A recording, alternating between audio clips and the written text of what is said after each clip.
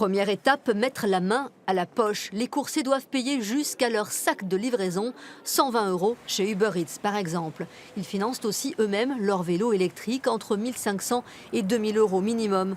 Deuxième étape, être disponible aux heures des repas quand les clients commandent par Internet. Il faut aussi avoir un téléphone compatible. Excusez-moi, j'ai une commande qui est... Je vois que la distance, c'est pas loin. C'est pourquoi on nous paye 4,58 €. Bon là, moi, je dois l'accepter pour leur faire savoir. Avertir en fait le système que la livraison est en cours. Aucun de ces coursiers n'a rencontré physiquement son employeur. Tout se passe en ligne. Un travail intéressant et on n'a pas de patron. Et ça gagne bien. Par exemple, combien vous pouvez gagner ? Ça dépend des jours. Il y a des jours où on peut gagner 80, 90. Il y a des jours il n'y a rien du tout, quoi. Et c'est parfois une cruelle déception pour ces travailleurs.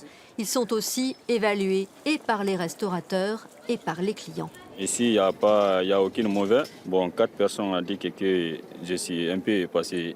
Oui, insatisfait, on va dire, de votre prestation. Et si vous avez trop de votes négatifs, vous pouvez être éliminé du coup. Oui, si elles vont t'amener qu'il fait beaucoup attention. Ouais, parce qu'il faut que quand tu portes les manger sur les clients, tu vas te comporter bien, tu vas s'amuser. Bon appétit, bonne journée. Ouais, c'est comme ça.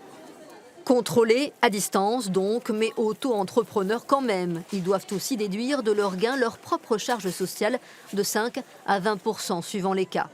Pour les restaurateurs, ces plateformes, même si elles ponctionnent 30 % de marge, offrent un chiffre d'affaires supplémentaire, presque 1 000 € en plus par mois pour cette pizzeria, sans les contraintes. Les jours où ça ne travaille pas, on ne paye pas quelqu'un à rien faire. Voilà. Donc moi je trouve que c'est plutôt avantageux. Et de plus, on est sur les mêmes pages que les grandes enseignes. Pour les clients, avec une trentaine de restaurants Poids-de-Vin chacun, les 2 poids lourds de la livraison par Internet sont à la fois une tentation appétissante et critiquable. S'il n'y avait pas les offres, je n'utiliserais jamais. Et puis, je trouve que...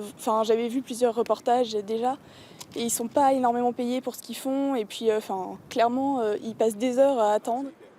Dernière tendance en date, pour éviter les procès de ces précaires et continuer à conquérir des marchés, les plateformes Internet encouragent les restaurateurs à utiliser leurs propres livreurs, mais toujours en passant par leur vitrine. C'est peut-être la prochaine étape de développement du système.